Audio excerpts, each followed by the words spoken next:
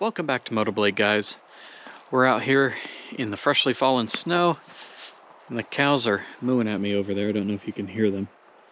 They're not happy that I'm doing this video, apparently. Before I get to the recap for the year, I wanted to give a big thank you to all of my subscribers. This year we hit a huge milestone. Thanks to you guys, we crossed 10,000 subscribers on YouTube. I've got a huge ambitious goal for this year. I want to hit 20,000 subscribers by the end of 2022. So if you guys could help out by sharing my videos, telling your friends, posting them on social media, that would be amazing. So thank you guys for everything and helping me get to 10,000 subscribers this year. It's been a big year for me in some personal stuff. I started not one, but two businesses.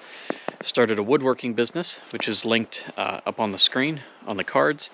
And I also got my commercial license, my CFI, and my CFII.